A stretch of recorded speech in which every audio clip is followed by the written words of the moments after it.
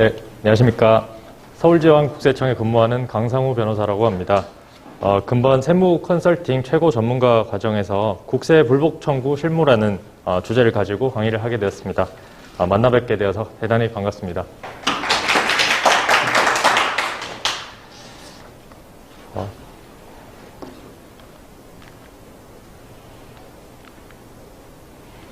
네, 목차는 제가 이렇게 4개로 크게 구성을 해보았는데요.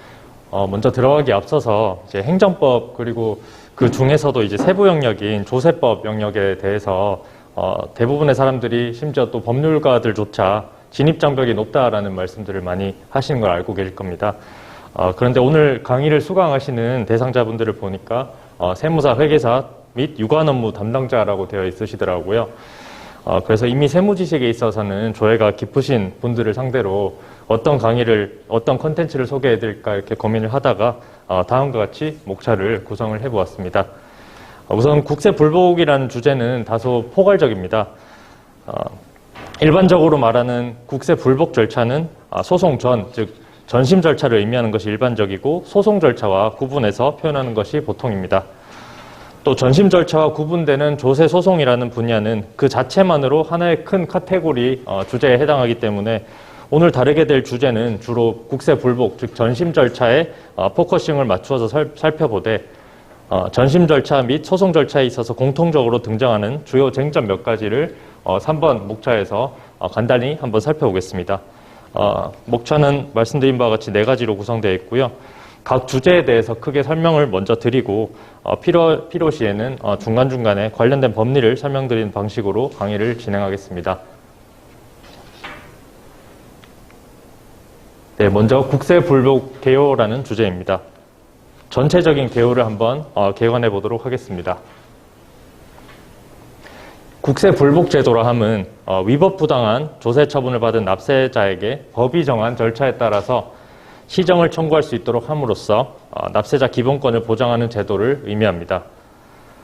현행법상 국세 불복 절차는 크게 사전 불복 절차와 사후 불복 절차로 대별이 될 수 있습니다. 구체적으로 현행 국세기본법에서는 필요적 전치주의를 채택하고 있는데 우선 사후 불복 절차 아랫부분을 먼저 보시면 납세자는 조세 행정소송을 여기 보시면 행정소송을 제기하기 전 단계에서는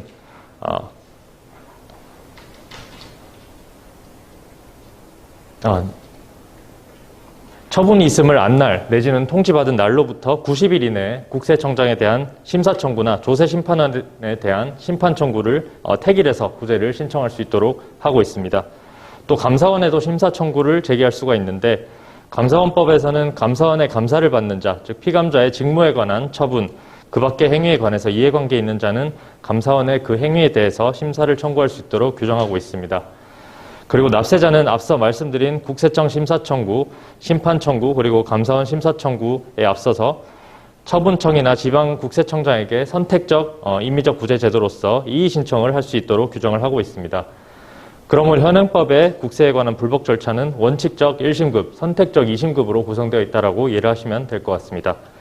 다음으로 윗부분의 사전 불복 절차를 한번 살펴보겠습니다. 보시면 과세전 적부심사 청구가 있는데 납세자는 세무조사 결과통지서나 과세예고통지서를 받았을 경우에 통지를 받은 날로부터 30일 이내에 통지를 한 세무서장이나 지방국세청장에게 통지 내용의 적법성에 관한 심사를 청구할 수 있도록 규정하고 있습니다. 각각의 제도에 대해서는 뒷부분 슬라이드에서 해당 항목에서 제가 자세하게 말씀을 드리겠습니다.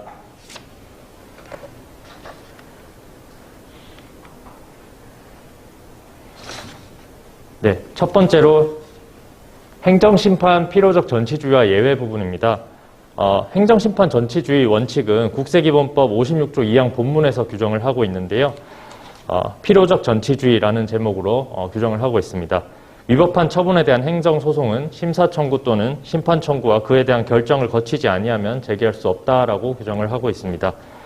두 번째 행정심판 전치주의 예외로서는 같은 조 단서에서 규정을 하고 있는데요. 임의적 전치주의가 적용되는 사항이라고 보시면 되는데 제조사 결정에 따른 처분청의 후속 처분에 대한 행정소송은 심사 심판 청구를 거치지 않고도 제기가 가능하다라고 규정을 하고 있습니다. 그렇기 때문에 반대 해석상 제조사 결정을 한 재결청에 대한 심사 심판 청구가 허용됩니다. 또 이의 신청은 주의하셔야 될 게 심사 또는 심판 청구를 반드시 거쳐서 행정소송을 제기하셔야 되는데요. 왜냐하면 앞서 설명드렸다시피 이의 신청은 이제 사후적, 임의적 내지 선택적 구제 절차이기 때문입니다. 또 재조사 결정을 한 재결청에 대한 이의 신청도 불허가 되는데요. 네, 뒷부분에서 자세하게 말씀을 드리겠습니다. 넘어가겠습니다. 네, 다음으로는 행정소송 제기 기간에 대해서 살펴보겠습니다. 일반적인 결정에 대한 경우에 대해서는 국세이원법 56조 3항에서 규정을 하고 있는데 심사 심판 청구에 대한 결정 통지를 받은 날로부터 90일 이내에 제기를 해야 된다고 본문에서 규정하고 있습니다. 그러나 당구장 표시 결정 기간 내 결정 통지를 받지 못한 경우에는 그 결정 기간이 지난 날부터 행정소송이 제기가 가능하다고 같은 조 단서에서 동시에 규정을 하고 있습니다. 두 번째로 이제 일반적 결정과 대비해서 재조사 결정에 대한 경우에서는 국세기본법 56조 4항에서 규정을 하고 있는데요. 먼저 1호를 보시면 후속 처분에 대한 심사 또는 심판 청구를 거치지 않고 제기하는 경우에는 후속 처분 결과 통지를 받은 날로부터 90일 이내에 제기하도록 하고 있고, 다음으로 이제 2호에서 후속 처분에 대한 심사 심판 청구를 거쳐서 제기하는 경우에는 그 청구에 대한 결정의 통지를 받은 날로부터 90일 이내에 제기하도록 규정하고 있습니다. 네, 넘어가겠습니다. 네, 불복 청구의 대상 부분입니다. 국기법 55조 1항에서 이른바 개괄주의라는 명칭으로 규정을 하고 있는데요. 먼저 국세기본법 또는 세법에 따른 처분으로서 위법 또는 부당한 처분을 대상으로 청구를 할 수 있습니다. 두 번째, 또 필요한 처분을 받지 못한 경우에도 불복 청구가 가능한데요. 거부 처분이나 부작위가 이에 해당합니다. 필요한 처분을 받지 못한 경우라 함은 국기법 통칙에서 처분청이 다음 각 호의 사항을 명시적 또는 묵시적으로 거부하는 것이라고 규정을 하고 있는데요. 살펴보시면 공제 감면 신청에 대한 결정이나 국세 환급, 사업자 등록 신청에 대한 등록증 교부, 허가 승인, 압류 해제, 경정 청구에 대한 결정, 기타 전 각 호에 준하는 것, 이렇게 규정을 하고 있습니다.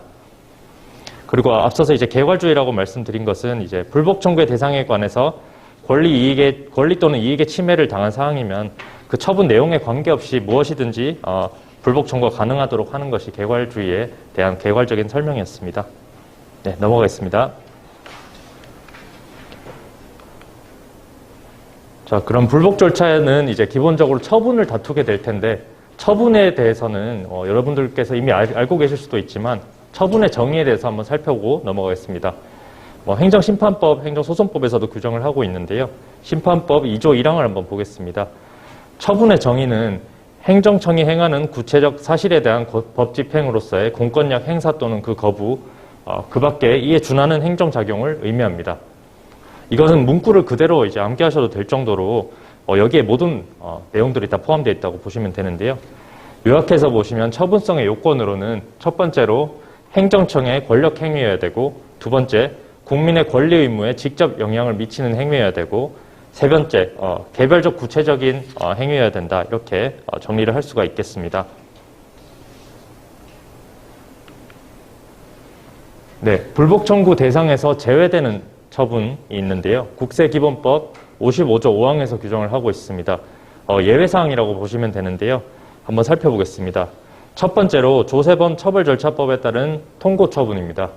통고처분은 이제 간단히 설명드리면 조세범칙 사건 처리에 있어서 이제 형사 절차의 선행에서 세무관서가 행하는 과벌적 특수 절차에 해당합니다. 여기에 특수 절차에 불이행한 경우에는 형사 절차로 이행이 되어서 사법심사의 대상이 되기 때문에 불복 청구 대상에서 제외한다는 취지입니다. 두 번째로 감사원법에 따라 심사 청구를 한 처분이나 그 심사 청구에 대한 처분입니다. 심사, 심판, 감사원 심사 청구를 동일한 지위로 보고서 중복 청구를 방지한다는 취지입니다. 세 번째, 심사 청구 또는 심판 청구에 대한 처분도 반복 방지의 취지인데요. 여기에 대해서는 이제 상급심의 불복을 청구해서 원처분의 당부를 다툴 수 있을 뿐이지 그 결정 자체에 대해서 불복 청구를 할 수 없다라는 취지입니다. 네 번째로 이의 신청에 대한 처분입니다. 같은 취지로 반복 방지의 취지인데요. 다만 여기서 이제 달리 앞서 3번이랑 구분하셔서 보셔야 될 부분은 심사 청구 또는 심판 청구와 달리 이의 신청에 대한 경우에는 이의 신청에 대한 처분뿐만 아니라 재조사 결정에 따른 처분청의 처분에 대해서도 다시 이의 신청을 할 수가 없습니다. 그리고 국기법 통칙에서는 각하 결정 사유를 각호로 규정을 하고 있는데요. 당 처분의 부존재나 당사자 부적격, 그리고 불복 처분의 대상이 되지 아니하는 처분에 대한 불복이나 대리권 없는 자의 불복, 또 동일한 처분에 대한 중복 제기를 각하 결정 사유로 규정을 하고 있습니다.